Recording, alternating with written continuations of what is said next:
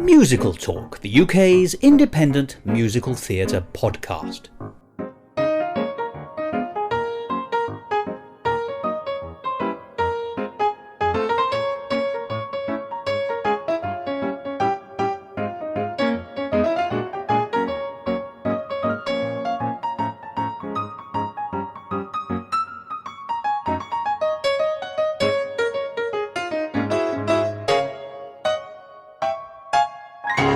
Hello and welcome to another edition of Musical Talk. I'm Thos Ribbits.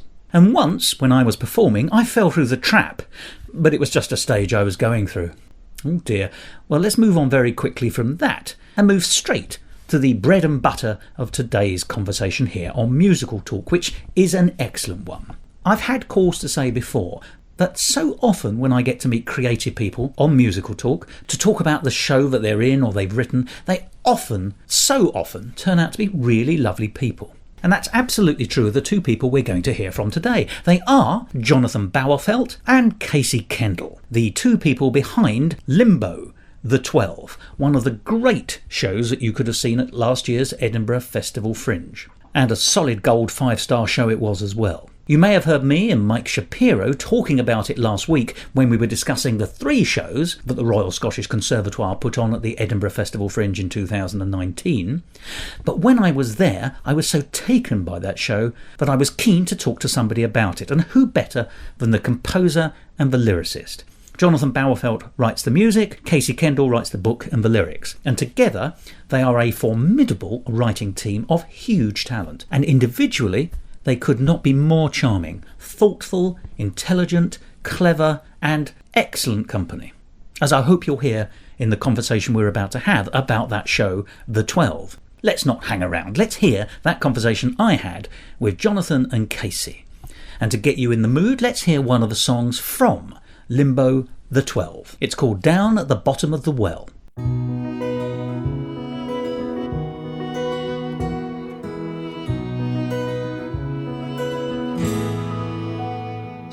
Was bright and charming, blunt but otherwise disarming, with a carefree air and flair for who gives a fuck. She didn't talk about her past, and we started moving fast, and all the while I couldn't believe my luck.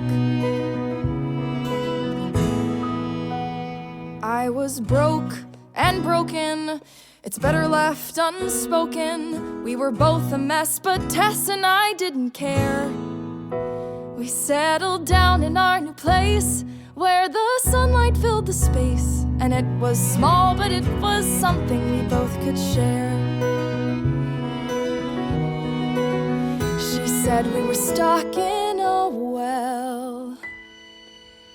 Steep walls, mossy stone, and we'd help each other climb the rope when we couldn't climb alone.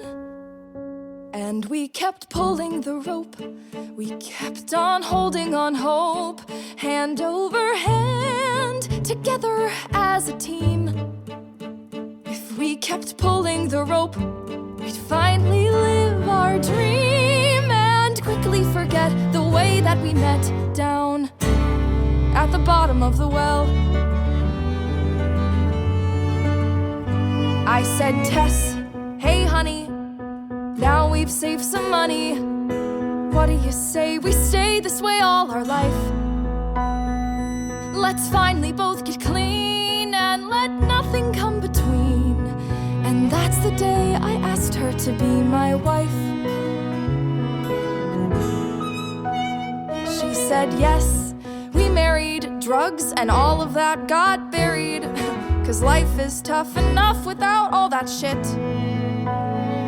But something in her snapped, and she suddenly felt trapped. And I found out she never could really quit. And I kept pulling the rope, I kept on holding on hope. Then I climbed down, but something tugged me back. I felt this pull on the rope, this sudden sense of slack. In that moment of hell, I watched as she fell down to the bottom of the well. When I'd catch her high, she'd promise she would stop. When I'd find her stash, she'd promise she would stop. I tried and tried, she lied and lied. She promised she would stop. Again and again. Again and again.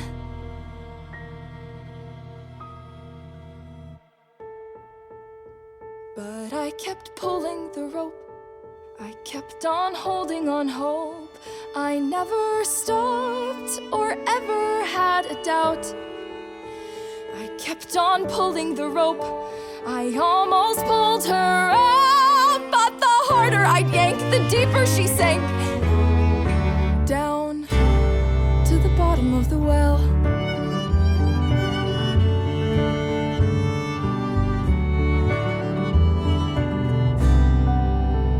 And I kept pulling the rope. I kept on holding on hope, but nothing helped, and I began to sink. So I let go of the rope and stepped back from the brink. She kept pulling down, she wanted to drown down at the bottom of the well.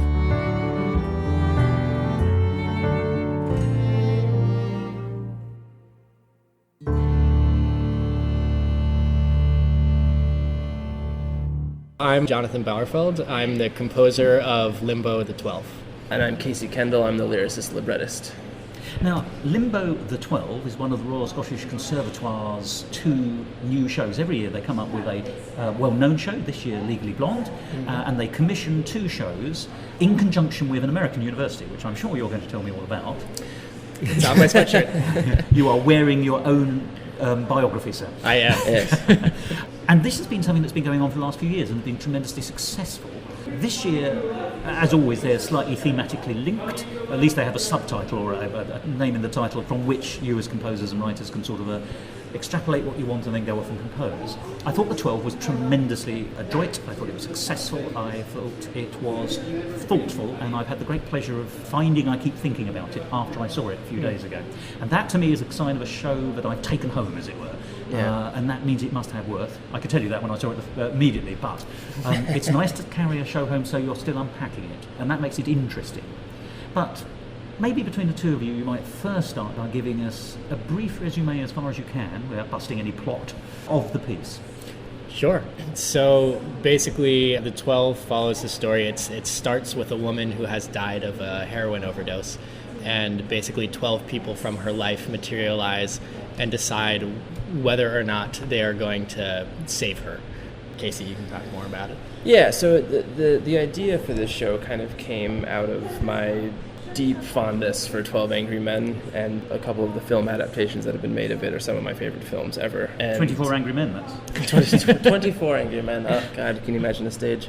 That many people. No, so the idea for the show was kind of taking a jury and then applying it to a situation where juries are not used, and a morality sort of question, a life-saving sort of question, using the American concept of a jury. I'm sure there are juries in other countries. I'm just not quite sure how they work, but we've very much kind of used the 12 people around a table kind of idea, and have them being tried by your peers, as it were. Exactly, yes. Yeah. And in this case, your literal peers, not strangers, people that actually knew you in life, all having a chance to share their stories with each other and kind of piece together a life that in many ways is broken and shattered, and no one quite knows the real Tess Butler is the name of the main character.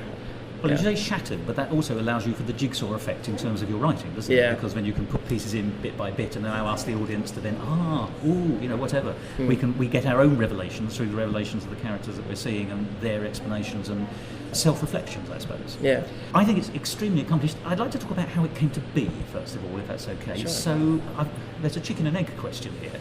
I've mentioned that the other show is called Limbo City of Dreams. This is called Limbo the 12. Limbo is obviously the thematic link. Was it handed to you and then you were told to do whatever you wanted? Or had you come up with a show and they found a link between this and the other? What was the commission? Do you mind my asking? How did it come to be? Yeah, it's kind of a bit of both. So last year, we also, Finn Anderson and the two of us also wrote the same commission last year. And last year... Which was a woman's story. A Mother's Song Song. was Finn's, and the Book of Names was ours. The title that linked it was Legacy. And, Thank you, that's the word I was looking for. Yes, and last year... How ironic that I can't remember the word legacy, but carry on. Last year we had a bit more guidance from both Northwestern and RCS because it was our first year, and it was also the second year of the commission, and they still wanted it to be linked and in conversation with the Transatlantic Partnership. So basically... Because the one before that was called Atlantic, wasn't it? It's called Atlantic, yeah. Yeah, so the prompt we got was... Finn was supposed to write something essentially Scottish, and we were supposed to write something essentially American. Playing to your strengths in both cases. Yes. Sure, yeah. That had something to do with each other, which is how we came to a story about Ellis Island, and Finn came to a story about the migration of Scottish folk music. But this year, because we had both done it before, they basically said, talk to each other, but do whatever you want. Oh, really? How wonderful. Yeah, and then what a freeing commission. Yeah, Yes. So we actually came up, we didn't have the idea before starting to talk to each other about what we wanted to do for this space, for this festival. So this was really a tailor-written show for what we knew would fit in well kind of with the culture of all these shows, sort of, this type of space that we would be in, like very little props, very little set, very little wings, very This little is just the production experience value. of having been through the routine before. And so we learned a lot from our first year, and then we kind of applied it and came up with a concept. We knew we needed 15 people to be on stage again, and so a jury seemed to make sense with 12 people, and then it all kind of like spiraled Couple of over there. wardens, And my own background with 12 Angry Men being just one of my favorite things. So then we actually had to retroactively go back and figure out. Finn came up with his show concept, which is sort of like a mythic fable about imagination, and we were like, oh God, there's nothing connecting the two of these together. Well, this is a kind of the machine stops story, isn't it? With Yeah. two warring tribes. So that seemed, I'm not wishing to under or overplay it, but that's a thumbnail sketch for that Yeah. one. Yes. Yeah, so we ended up coming to the shared title of Limbo by Finn and us talking throughout our creation process and figuring out that the thing that connected them was a shared sense of like uncertainty, which our tagline of the poster is 2 new musicals across 2 uncertain worlds. So City of Dreams, the main character Imogen is like her city is in this kind of limbo where the machine is dying, and she needs to figure out a way to save her city. And ours is literally kind of like it's not quite a purgatory, but it is. It's like limbo. Yes, It's like limbo. Yeah. She's in an undefined space where time sort of stops and things can kind of get processed. Well, this is limbo in the sense of an unfinished journey, isn't it? In both yeah. cases. I think that's how I link them in my head when I saw the two of them. They're playing alternately here, and we'll talk about that later. Yeah. Well, that's very interesting. So obviously you were looking for this thematic link perhaps and then moved in the developmental process in order to make sure there were at least enough thematic links between the two. Mm-hmm. Has that altered the shape of your show in any particular way?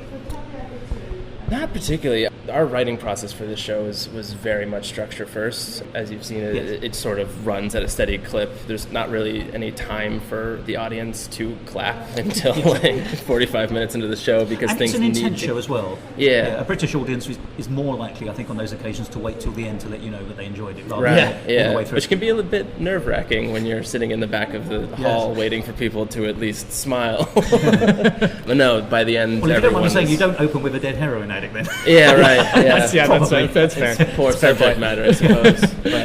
But we've been getting good responses from the audience, and I think at the end of the show is when they really do want to kind of like express their sort of like gratitude and like the sort of feelings that they've been feeling throughout the whole journey of the show. But the thing moves at such a steady clip, and we actually had to cut it down quite a bit from where we had it initially a couple months ago. It was probably another 7 to 10 minutes longer, and that's too long for a time slot, so we had to shave it down. And Edinburgh's all about that, isn't it? It's about the format. Yeah. But do you agree with Twain in the sense of, are you murdering your babies, or does it actually make it better to bring it in a bit more, to make those final cuts? It's a little bit of both. Yeah, I'd say the first couple round of cuts, you're like, oh, this is better. This is an improvement. We're forced to kind neater of... and tidier in that sense. Yeah, cut the chaff and just sort of like get to what the heart of the show is. But the last couple of cuts, we were still 3 minutes over time, and that was a little bit more like digging into the bones of the piece and being like, do you really need your whole spine, or you cut a couple vertebrae, you won't miss them too much. But it's to have the show actually fit the space is better than to not do the show at all. So what is your creative writing process between the two of you? Because you work together, so you're an Yes. established partnership in that sense. Yeah. Obviously, in this case, you've got that perfectly free commission, which I'm just so stunned by and delighted by it. And it's come up trumps as well. But, then that first piece of paper, how do you do it together? We really come from structure first. Yes, So that's interesting, I think. So Yeah. Casey does all of the book, the actual dialogue, and all of the lyrics. But we work really closely together at the very beginning stages, just mapping the show out and figuring out how to build and release tension over the hour. So And sort of the profile of your piece in many ways, isn't it? Yeah. It's sometimes a psychological profile of your piece as well. Yeah, and something like this that's so ensemble driven, it's really about figuring out who's in the room. And so we knew who the main character was going to be, and so then it's fleshing it out. And we knew that a parental figure would be good, so we decided to have her mother be in the room and have her really be like the linchpin to ending the show. Is she's the final vote that switches. And Spoilers. Spoilers, sorry. Yeah, it's listen, you get into a room and 11 people vote no, you know what's going to happen. Eventually it'll be 12-0 the other way. Yes, because there is the 2-minute version of a show, isn't there? Yeah, right. They all get in, they all clear out. It's like, yeah, we're done here. Seeing, kind of tracking the mom's emotional response to all the information she gets from everybody else is kind of the true arc of the show, as she kind of processes all this new bits of information about her own daughter, who she's herself given up on, and which is no small thing for a parent.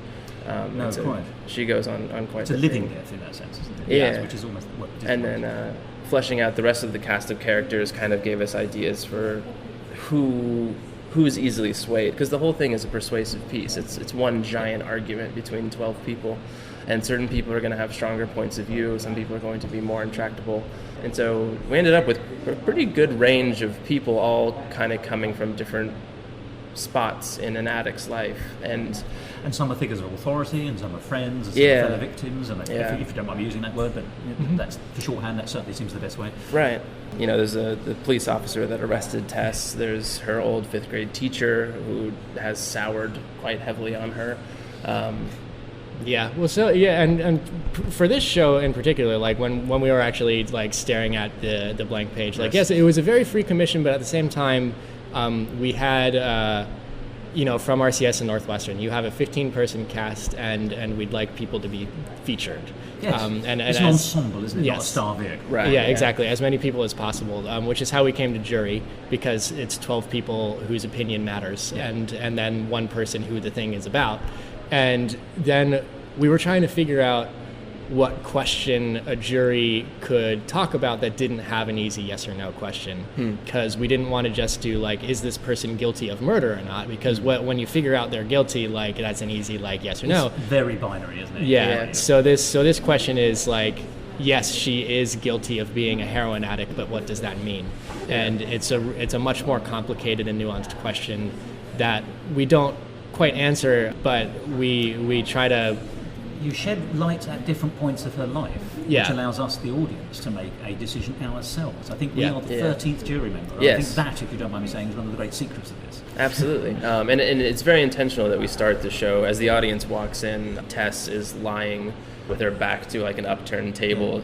It's the alleyway in which she has just overdosed, and people get in, find their seats, and kind of chat to each other, and they're probably, they look at her every once in a while, but after a while you get used to seeing her, and so you're like, okay, I guess there's just a body on stage, and you find out almost immediately as the show starts that she's died from an overdose, and there's a lot of people in the audience that are going to be like, oh, okay, well, she's gone. Like, there's nothing you can do for her. And my hope is that throughout the course of the show, you can kind of get a sense of like, oh wow, I judged this very quickly and came to a life or death decision of this person, and maybe I shouldn't have. Well, it's that issue. It's the difference between judging someone because of a label we plopped on them and actually having a humane understanding of who they are, and that actually seems to be the journey in a sense for the jurors, if nothing else. Right. But getting back to our how it came to be development thing, so you were saying that obviously, Casey, you write, but based on a structure which you both felt comfortable with. Did that structure also include the sort of nexus points for where songs ought to go, or did that come out later on? I'm always interested to know how songs are placed Yeah, so particularly for this show, when we were talking about writing songs, and this was something that I championed every time we started talking about a song, which was we didn't want this to be a like, oh man, I'm addicted to heroin, doesn't my life suck? We didn't want every song to be like, oh, this sucks. Yeah, there's a world where this show just drags for an hour and feels like it's 4 hours long because every song is just like, life is terrible. Yeah, so we don't live in that world, I'm pleased to say, because you come up with something much cleverer. Yeah. Thank you. And that was really, every single time we wrote a song, we were trying to think of a different way to get into it. Like how is this song going to be different from the last? How does this song have, energy and not just lying back in pity? So even at the bottom of the well, which is the third song that an old romantic partner sings, our way into that was we wanted to write a love song essentially, but the conclusion of the love song is that she has given up on her. But the music that we chose to write was about the love and not about the giving up and the addiction. Yeah, and coming to that final decision of you have to give up on her is also one done of love. It's like, I love and understand this person who has chosen her fate, and I can't keep trying to help her because it's actually hurting her, because it just drives her deeper down. True love is not the truest sense of love. Can understand, I suppose. I'm not a loving person. I'm a very hateful person. I've said this before on this program, but I have an emotional temperature somewhere about the orbit of Neptune. But or in other words, I'm British. But true love is actually also knowing that you can still love someone even if you can't live with someone, that kind of thing. And in this case, it's obviously taken to its extremes in some sense. But, Well, and then we have songs like Heroin Hotel, where we're like, we need an up tempo, we need something. Just something. We didn't want this to be a song full of, or a musical full of, pitiful ballads. So that's kind of where we came from with the songwriting. Well, and once again, that goes back to what we were talking about at the beginning. Working out your profile, your structure picks up that actually you do need to have a slightly lighter moment here, or because actually even there's gallows humour, isn't there, in the world? Yeah. Even in the worst circumstances, someone's going to find a chuckle somewhere. Yeah, and Heroin Hotel is actually a really important song dramatically because it's the only song Tess really sings, and she sings it in I should say, for people that haven't seen the show, which is pretty much everybody. At the moment.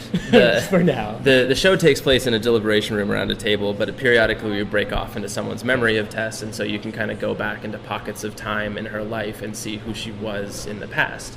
And so Heroin Hotel takes place when her rehab roommate remembers the first day they met, and Tess came in and kind of cheered her up a little bit because rehab is obviously not always the most fun place to be. And so Tess is singing this song as herself in real life, not in this like kind of metaphysical place. And it's an opportunity to see that she doesn't feel self-pity, like she's not, oh, woe is me, but she's also not blind to how much destruction she has wrought. She kind of sarcastically talks about, isn't it great that I've made all these horrible choices and completely destroyed my life? And in a weird way, it endears you to her while still reminding you that she's not better. Like, she's not gone, but she's still firmly entrenched in this addiction cycle and still has a sense of humor about it, which is an interesting, complicated moment, I think. It is. Once again, it's that finding humanity in a place where you might not expect it, or you might, or perhaps you should expect it, but one doesn't allow oneself to expect it. Yeah. Yeah, and I think we wanted to make sure we were talking about basically humanizing addiction, because it's such a huge problem. Actually, the top two places per capita with heroin overdose deaths are actually Scotland and America. Yeah, they're the top two on the list. Lucky old Scotland and America. Yep. And next year's display then, sort of. Yeah, good theme anyway. Okay, I'm sorry. Well, and we knew that every night we would have at the very least one person who was directly affected by this, because it's such a huge problem. And we also know people that while they are not directly affected by it, have real damning opinions of heroin addicts that say it's their fault. The tabloid approach. Yes, exactly. Yeah. It's their fault. They're doing it to themselves. Just let them die. And there are certain like police. Obviously not all police officers, but we have a police officer in this whose view is basically if she dies, it's one less person I have to deal with over and over again. But that's because it's his damage, Yeah. isn't it? I mean, you can see, interestingly, because he's not a sympathetic character, and yet at the same time you can also see that he has become jaded. He has become weighed down with the terrible things that he's seen. Yeah. But he has a story too. Yeah, one thing we've talked about a lot with the officer that we didn't, was one of the things that didn't ultimately end up into the final cut is when you're a police officer, you're seeing everyone on their worst day, like the worst day of their life. So you can very quickly get used to expecting the worst out of people, and then that's sort of the attitude Cousins walks into, Officer Cousins, I should say, because no one knows the character name. But he Officer Cuz, as we call him. Officer Cuz. Avoid Krupke and you'll be Yeah, fine. that's right. Well, hey. Well, we've been walking around singing, "Gee, Officer Cousins." It's all loving, of course. Yeah, but he walks into the room kind of bearing this weight of, Predisposition? predisposition. Yes. Yeah. He's speaking from a place of authority, but it's a distancing authority because he doesn't actually know Tess that well. He just knows people like her. Well, distance is such an interesting word because I think distance is one of the many flavours in the show, in the sense that the 12 people who form the jury, are intimately linked with Tess, but at various removes, if that makes any kind of sense. So as you say, the mother, which in some senses is the closest possible relationship, and you have a lover. But then, as you say, you have a policeman, and that's a very different kind of relationship. And then there's characters who the connection is yet to be revealed. Right. But actually, that's wonderful because obviously, if it was just simply 12 people who have known her, it's her gardener, her butcher, her best friend, her school friend, her dealer, whatever, it would be fine, but Right. it would be, okay, everyone's got quite a similar-ish closeness. Maybe not the butcher, but it'd be an interesting twist, wouldn't it? She comes in. Sweeney Todd too. I was going to be sucking on a sausage, but I don't want to say that. Sucking on a sausage. Very different kind of musical, I think that would be. Yeah, to be well, honest. listen, the expanded version, so maybe it becomes the 14 and we get the butcher in there somehow. It's the cut song I want to see for that. But yes, it is that there's some enigma around the table as well. Tess is the central enigma because actually, over the course of the play, her onion-like peeling takes place. You find bits about her. You don't get the whole picture, but you just see there's so much more to her. But that's also true for these different characters. And we as an audience, we're all, anyone who goes to theatre a lot or goes to the cinema a lot understands the shorthand we're being offered about various characters because there's never enough time to give you a full bio of each of your characters. Yeah. Whereas what I like about this is that our assumptions about some of the characters are also subverted. I know from watching films and go to the theatre what a mother-daughter relationship can be. I also know what a troubled mother-daughter relationship can be from that. But actually what I like is the fact that it's the mother, you can see she's angry at the beginning, so you immediately think, right, well, I can work out that relationship, and then it turns out that it turns on a sixpence, and there's lots of labyrinthine bits and pieces. It's not just, I have had this one thing happen to me, therefore I react to this. It's this and this and this, but we are not given all these at the same time. It's stripped out. I suppose I'm quite long-winded, as you'll have gathered, but what I'm saying eventually is that I like the fact that you treat the audience with intelligence and allow us to be active partners in this. Yeah. As I said earlier, we are the 13th juror in the sense we have to do work. We can't. It's not a passive show. If you just come in and watch it and then go away again, it's a tableau. If you engage with it, it's a psychological drama. And I get much more out of a psychological drama than just walking past a picture. Right. I mean, the means in which new information is revealed is always kind of different as the show goes on, and we were very, very careful about when we start to talk about certain things. Certain things obviously need to be set up, like there's a stolen wedding ring that is very, very important that we needed to talk about early in the show, but we couldn't really talk about the full significance of it until the very end, because that is ultimately the linchpin for everything. I don't think you should use the word linchpin in a jury. Suppose not. The fulcrum around which it all pivots. The fulcrum, yes, thank you. you. Yeah. Well, That'd be a very different ending. Yeah, it's been fun because Casey enjoys a good like Agatha Christie or that kind of murder mystery unraveling effect, and there's a little bit of that he's put into this. The breadcrumb clues all the way through. Yeah. So there's it's kind of like that kind of unraveling, but instead of figuring out who did what, it's basically an unraveling of Tessa's life. So I think in that way, it's a really interesting thing that he decided to put on a human as opposed to like a plot device. Yeah. Well, I think that's once again we're back to the humanity, aren't we? Yeah. How do you score it then? Do you mind me asking, in the sense that when is it effective to actually almost write a song that works against the material of the text? And when I say work against, just confounds our expectation might be a better way of putting it. Because obviously you can do a song this way, you can do a song that way, but how do you work out how you're going to elaborate each song conceit?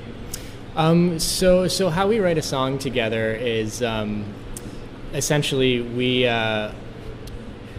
come up with what the song is going to say, essentially, and then we usually come up with a hook for the song, and then Casey will write like 2 pages of various lyrical ideas, and I'll take 2 lines out of it and say I can work with this, and you have to throw the rest out. And then I feel your pain, by the way, Casey. And then we basically go from there, and I try to match the thing that we are trying to accomplish to a musical mood, and we one of our old teachers at Northwestern used to say find the back door entrance to a song.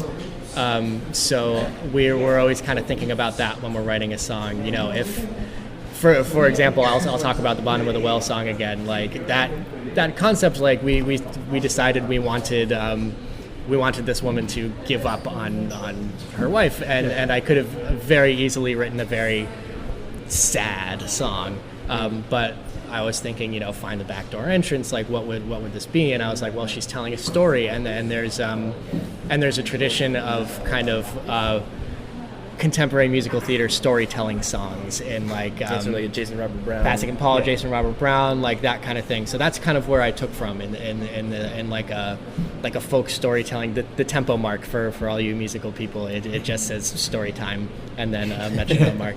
And there's something delightful too, because what happens with that and picking a non-conventional means of telling a story that you think you already know is that when you're watching the scene play out as an audience member, you can always feel in musical theater when a song is about to start, certain things just lining up in certain ways.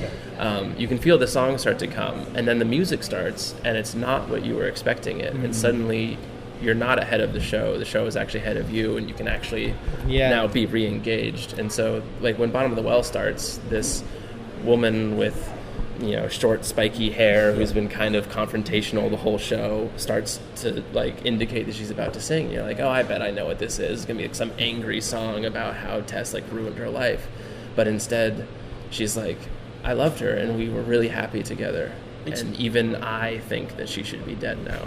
And that is such a more powerful, more interesting moment, and I think it takes the audience off guard every single time. And yet psychologically it's absolutely right as well, isn't it? Because obviously, as you say, she's been angry up to that point, and we see the tenderness in the song that she felt, but of course that tenderness didn't ultimately resolve itself in what she wanted from the relationship, because ultimately it failed, and that is the source of her anger, or at least one of the sources of the anger. Right. So it fits perfectly.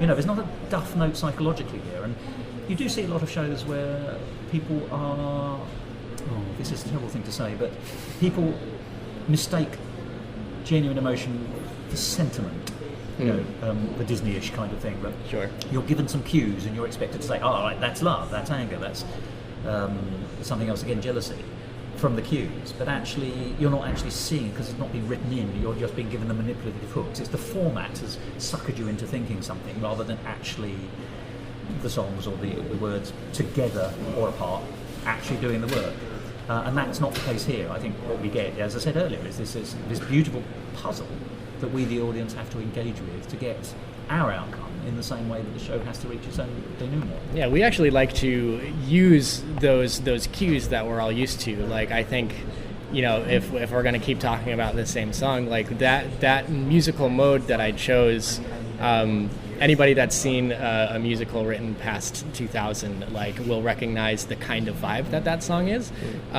So I'm using that on purpose to get you into a space where when the song goes the way it actually does, it's surprising and subverts the emotion that the music is telling you to feel.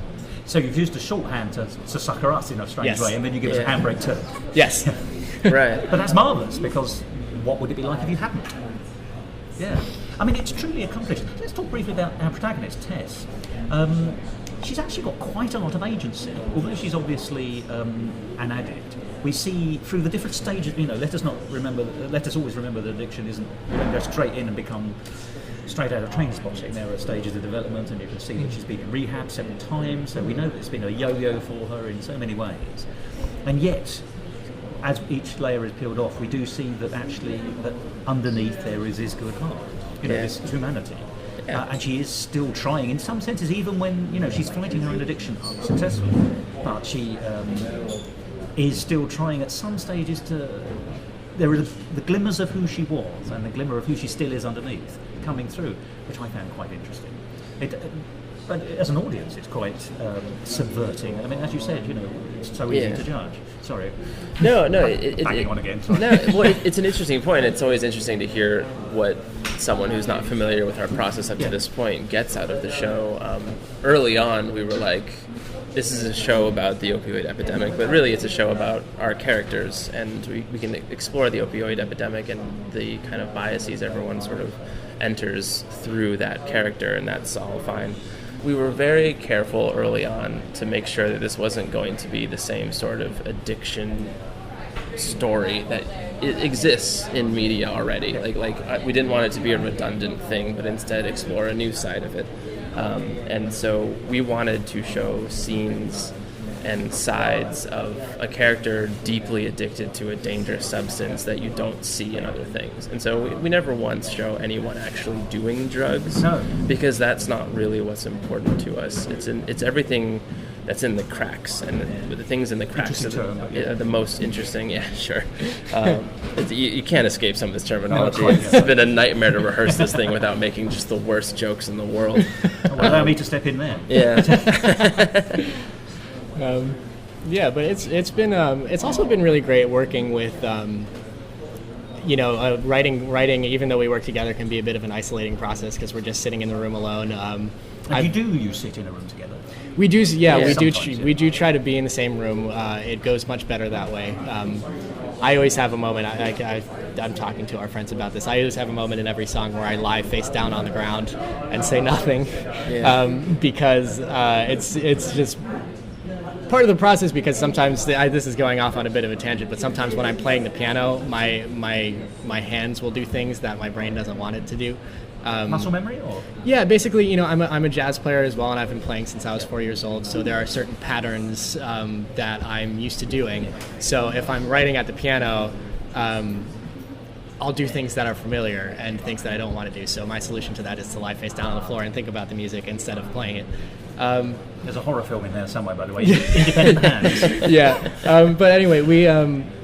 All of that aside, when we actually got into the room and sat with our 15 cast members, what's great about this show is that everybody's on stage the whole time. Yeah. And there's always a reason for them to be on stage. And there's always a reason for them to be on stage, so they can interact with each other in character and bring out parts of their character that we didn't know were there. So when we got to the rehearsal room and people started interacting with each other and forming these relationships that aren't necessarily on the page but are there when you dig deeper, it was really great to kind of see what all of our actors brought to the show that we couldn't while I was lying face down on the ground in my room. Right.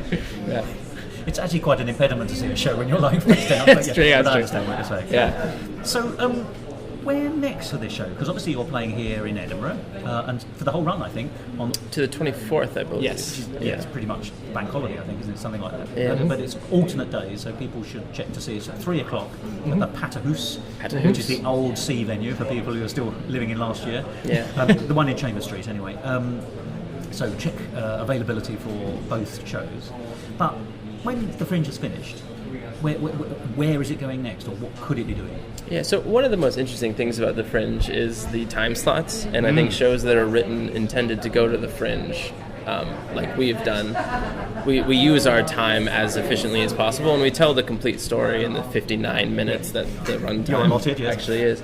Unfortunately, that's not really a runtime that exists anywhere else in theater. Except for TYA. And this is TYA being? Theater for Young Audiences, that's an American term. And this is not a young audience show. I mean, of course, it's not like necessarily family unfriendly, but it's pretty family unfriendly. It depends on your parenting style, I guess. But we want to expand it to a 90-minute one act. Correct. And that's a much more traditional format for getting things on, isn't it? Yes. Anywhere from like 90 to 100, maybe even 110 minutes, but definitely as a one act, because as you've seen, it's one giant conversation. When I was writing the script, finding the scene breaks was actually a very weird thing, because there's not really any. There's certain parts where set stuff needs to get moved around a little bit, but it really does flow as one gigantic scene and one long conversation. As anyone who's seen the stage version of 12 Angry Men can attest, like it just has to happen that way. And so adding more material is a matter of just like finding like new aspects of the conversation to happen and like yes, fleshing out. Helps you there, I think, actually. Yeah, definitely. Yes, that won't necessarily. It wouldn't be padding anyway, because you're both very intelligent writers. But you won't. It's harder to fall into the trap of padding, I suppose. Yeah, and it does mean that it could probably never exist as a 2-act show, because there's not really any breakaway point where you'd want to step away for a while and let the audience sort of escape, and then have to bring them back into the world. Yeah, but that said, we already have a lot of things that we'd like to explore further in a 90-minute version, and with that, we're going to try to develop it more in the States. We both live in New York, so we're going to try to, see where it goes. We have a lot of ideas for. Because Tess really only does sing that one song. Yes. And she's spent a lot of time reacting to what she's seeing, but she's not allowed to engage. So yes. It's a hard role, that, isn't it? Yes, and we want to explore more material for her. We still want. In a traditional musical theater sense, usually the main character has a character establishment song, or something that used to be called an I Want song, but we definitely didn't want to do that for her because I want more heroin. Yes, right, yeah. because we it's a bit of a one-note thing. We really like the idea of the fact that you learn about her through everybody else. But there is an opportunity for her to sing and get more into her head later in the show, which we want to expand on. There are more. Yes. I agree with that. There's depths yet to be plumbed, I think. There. And without being too prescriptive to potential audience members, our sort of personal interpretation of the show is this is really Tess's psyche fractalizing and then thinking and processing her life in her dying moments. And none of this is necessarily actually happening, but it means that every character is really Tess, and somehow finding a way to tie that in with Tess, the body, like on stage, and the actor playing Tess, and having it all be very clear that this is all one giant process moment for her. It's her limbo, not the limbo of her jurors who, if you took it the other way, they've been called to some kind of celestial court, because that's the easiest thumbnail sketch for that, isn't it? Sure. Do you have a website or contact details? How can people stay in touch with the development of your show and indeed your shows, because you're both accomplished gentlemen? Sure. I have an active website. It's just jonathanbauerfeld.com. Would you like to spell that? JONATHANBAUERFELD. Because there's so many variables in the options you've chosen there. Yes. Or your parents, presumably. Yes. Yeah, I didn't choose that one. But yes, I have a website where I post news and updates. I also have demos and recordings from last year's show, and hopefully we will have recordings of songs from this year's show in a few months as well. We also have a SoundCloud, I believe, under Kendall and Bauerfeld. Is that right? Yes, Kendall and Bauerfeld, and that is also linked on my website. So basically, right now, probably the best place people can find us is just go to my website, and there are a lot of links in there to find. Start there and move on. Yes. Yeah. All right, you guys. We had a website up for a while. I'm not sure if it's still up. That was just sort of just the two of us, Kendall and Bauerfeld. I don't have a personal website because I am not that cool, frankly. I'm lagging behind, but a humble writer, sir. Yeah, we'll try to put the word out on social media, and let's start with Jonathan then. Yes. Start with Jonathan for sure. And if we, I've never called you Jonathan in my life. That was so strange. Yes, I go professionally via Jonathan, but Sorry, everybody Mr. calls me John. Mr. John. Yeah. So we're basically there are various avenues in New York. Actually, a lot of my job in New York as a copyist and music preparer, I do a lot of workshops and stuff. So we'll kind of go down those avenues and do like a 29-hour reading or something, and submit it to various theater companies and kind of see where we go with that. But hopefully there is a future for this and for other shows, because I've enjoyed your work immensely, gentlemen. And Thank you very much. I'll be delighted to see further material that you produce. So. Thank you. By the way, we really should mention the American Music Theater Project, which is the branch of Northwestern. It's kind of an independent organization that is closely aligned with Northwestern that funds and develops new work, and they're the reason we're here. They're in partnership with the Royal Conservatoire of Scotland in getting us and all of our students over the Atlantic Ocean here to do all this work, and they've been tremendously supportful is the word I was going to say, but that's not a word. It is now. It is now, I suppose. You're right. You made it. Thank you, Mr. Shakespeare. That's right. But anyway, I cannot thank that organization enough. And it's good that organisations like that exist. They're few and far between, but they do such good work, particularly for musical theatre. Absolutely. Yeah, where would any of us be without them? Exactly. Yeah, That's right. But for the time being, then, thank you so much for your conversation and insights. Yeah. Thank you particularly for the show, The 12. And it's been a real pleasure talking to you. I love talking to creative people, and what I got from you was radiates from the both of you. So thank you very much indeed. Well, thank you for having us. We were happy to be here. Yeah, this is fun. Nothing in life can beat the surprise of winning such a lovely prize.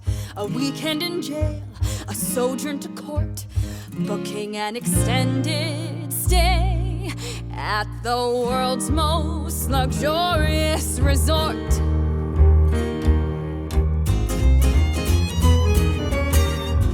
Walk in the door, drop off your bag, kick off your shoes and feel that shag. Check out the drapes, a colorless blue, a third floor penthouse, what a view. Everything's so la-di-da, like a sober Mardi Gras. But just you wait, cause it gets even better. A plastic bouquet, so trendy and chic, and look, our TVs play antique. And what is that smell, so fragrant and rare? Oh yes, that's Lysol scented air. Your life is shit, babe, I can tell. So walk right in and ring the bell of the world-renowned, best around Heroin Hotel. Now let's meet our newest guest at Heroin Hotel. Maya, was it? Have any thoughts? Seriously? Just do it. The pillows are soft, so is the light. I bet those bed bugs barely bite. As for the guests, equally swank. Withdrawing more than the National Bank. It's a non-stop rush of thrills. The only cocktails are the pills. But like medical pills, Not the fun kind. Lounge by the pool where you belong. and wonder where your life went wrong. Stay here for months, soon you'll be set. Except for all that crippling debt. Join the loyal clientele. The rooms are barely like a cell at the most respected Health inspected Heroin Hotel. Come on down, make bad choices and screw your life up. Stay a while, be like us. Book a room by destroying everything you ever loved. Be like us. Be like us. Toss back a pill like an hors d'oeuvre. It's the life that you deserve. Scratch up your skin, skin starts to crawl. Those weren't bed bugs after all. Feel that pounding in your brain. Should've stuck with Mary Jane, but who doesn't love some self-destruction? Go to the spa, paint up your nails, and watch your life fly off the rails. Call it a night, strap into bed, desperately try and unfuck your head. Here's to somehow getting well, And here's to our eternal hell. at the ritzy skitsy, fancy schmancy, Highfalutin, needle shooting, lap of leisure, snapping seizure.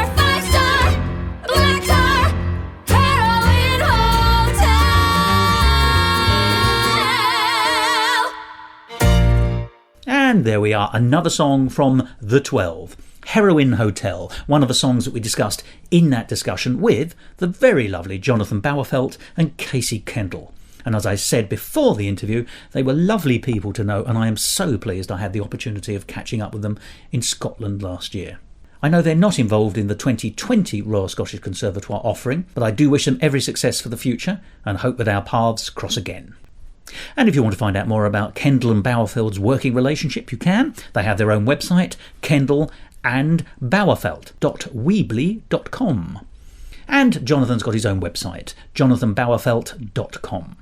He's also got a SoundCloud page, which you can find by typing in Jonathan Bauerfeld into the SoundCloud website. And there you can find recordings of The 12 and various other shows that he has written with Casey Kendall, including The Book of Names, which was the incredibly well-received show from 2018 at the Edinburgh Festival Fringe, and one which Mike Shapiro still raves about.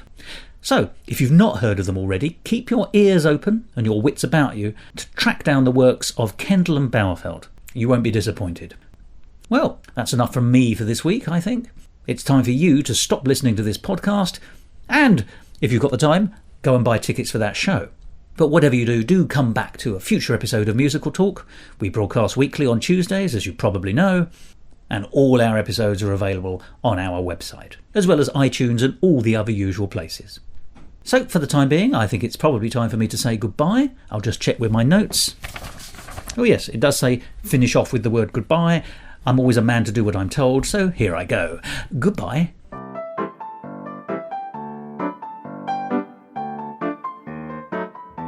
This episode of Musical Talk edited and presented by Thos. Copyright Musical Talk 2020.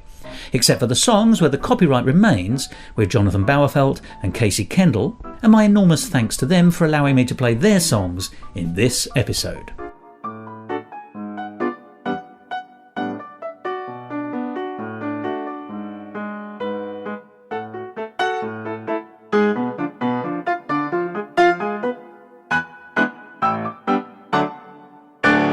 To find out more about the world of Musical Talk and listen to past episodes, go along to our website www.musicaltalk.co.uk or subscribe to us on iTunes and follow us on Facebook, Instagram and Twitter. And if you want to follow me on Twitter, you can at Musical Talk Thos. Right, we're now recording. Great. So what would be really helpful is you could give me a level. Would one of you first like to tell me what you had for breakfast? I had a protein bar and then went to the gym, so I didn't have much of a breakfast at all. I have not had a breakfast. I'm not much of a breakfast person. Really? Oh, in Edinburgh it's so easy to run out of energy, I think. So I recommend everyone carries a banana. I was going to say keep a banana in your trousers, but it gives the wrong impression when I give that advice. So...